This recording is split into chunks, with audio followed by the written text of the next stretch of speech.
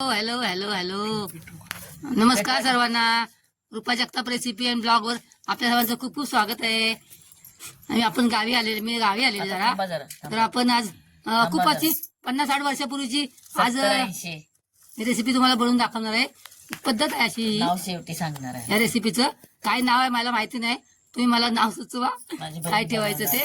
तर हे आपण इथे शेण घेतलेलं आहे, शेण. आणि ना हे शेण आहे आणि ही माती आहे.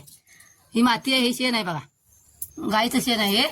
आपण हे आहे ना शेण आहे ना, यामध्ये मातीमध्ये असं मिक्स करून घ्यायचं, असं एकजीव करून घ्यायचं व्यवस्थित. आणि असा गोळा त्याचा तयार करायचा. असं शेण आणि माती एकजीव करून घ्यायचं. ही पण माती अजून घेतली बघा थोडीशी,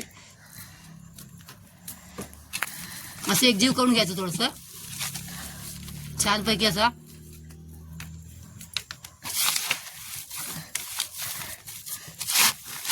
आजीपासून आजी वगैरे अशी गावामध्ये शेतामध्ये माणसं गेली ना की हे असे बनवायचे.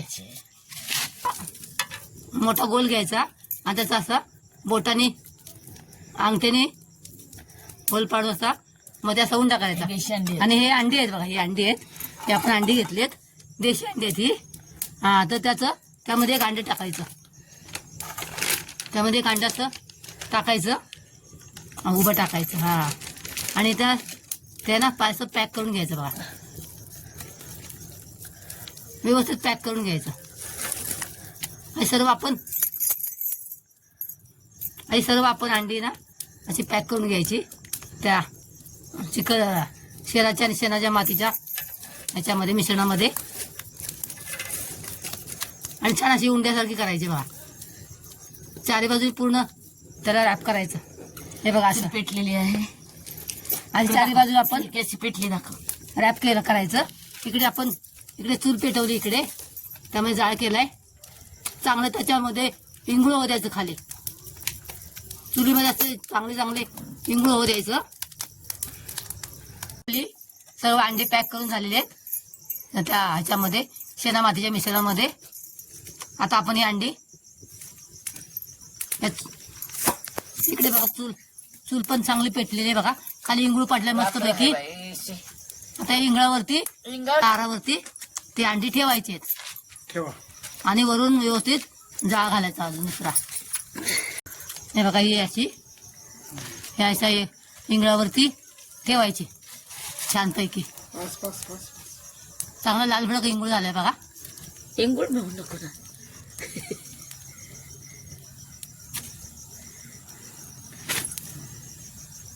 हा, आणि छान ठेवायची एक एक एक एक. गोबाई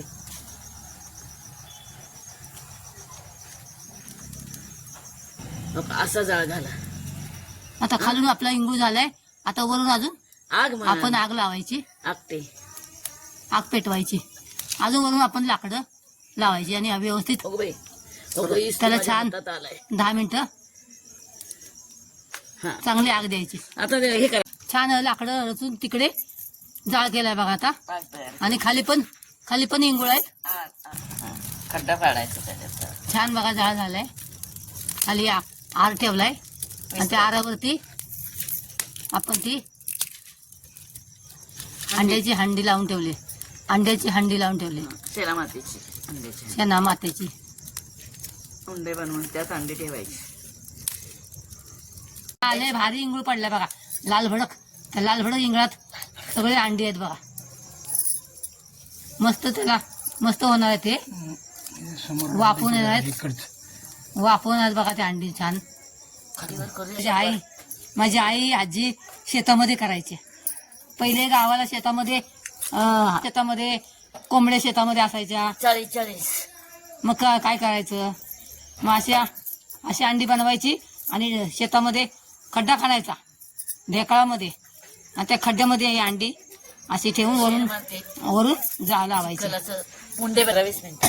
आपण आता हे 15-20 मिनिटं अशीच ठेवणार आहे. आता हे सर्व आग विजून गेलेली आहे. आपण आता त्यामधलं हे बाहेर काढूया. मग आग सगळे विजून गेले, आपण हे सगळं बाहेर काढूया आता.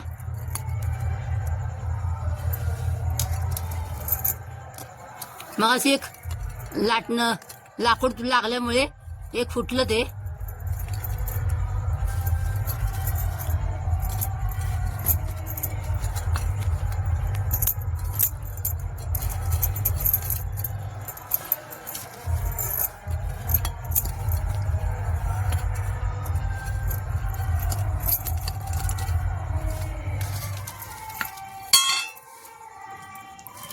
बघा ही अशी आपण ही बाहेर काढलेत.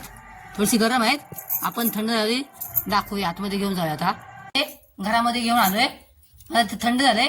आता आपण ते खोलायचंय. चमच्याने थोडंसं त्याच्यावरती मारायचं आणि हलकं हलकं काढायचं. ते चमच्याने काढायचं. थोडं मारायचं साईडला आणि आपण ते सगळं हळूहळू त्याचं कव्हर केलं व्यवस्थित पण तुम्ही साफ करायचं. खरं अंडी सोलून घेऊया आणि स्वच्छ पाण्याने धुवून घेऊया. बघा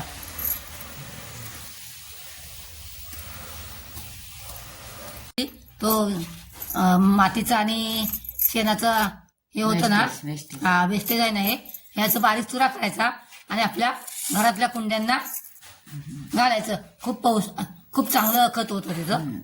हे खूप चांगलं खत असतं. हे खत आहे ते. भाजलेली शेणमाती. नळाखाली असं अंडी स्वच्छ धुवून आपण सोलून घेऊया ती अंडी. अशी बघा आपली अंडी खूप अशी खरपूस भाजलीच. बघा अशी आपली अंडी कापून बघा झालेली आहेत. अशी देशी अंडी किती आतला बलक बघा किती एकदम डार्क येल्लो झालाय. बिना पाणी शिजवल्यामुळे अजून पौष्टिक झाली आहे ती. त्यामध्ये आपण आता थोडंसं टाकायचे आणि थोडेसे धने पावडर टाकायची. थोडीशी जिरे पावडर टाकायची.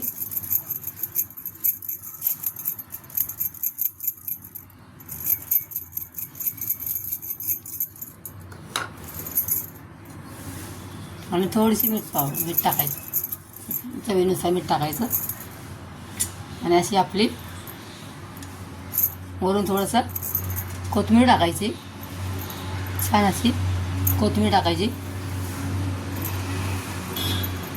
अशी आपली भन्नाट गावरान रेसिपी तयार आहे. एकदम अशी हटकी रेसिपी आहे ही. हिला काय नाव द्यावं मला सुचत नाही. तुम्हाला सुचलं तर सांगा. ही रेसिपी आवडली असल्यास लाईक आणि शेअर करा. नवीन असाल तर नक्की सबस्क्राईब करा. ही फार जुनी रेसिपी आहे माझ्या आजीच्या काळातली. बघा आवडते का. चला परत भेटूया ऐका अशाच नवीन रेसिपीचं. तोपर्यंत बाय. Thanks for watching.